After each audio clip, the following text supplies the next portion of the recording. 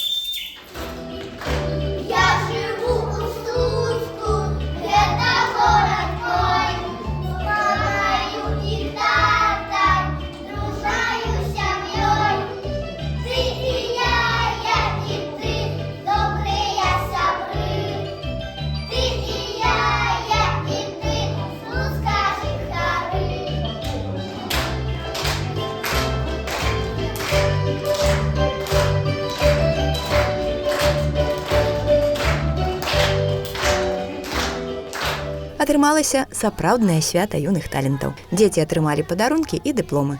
Цудоўнае мерапрыемства, якое і выхоўвае, і развівае, і натхняе.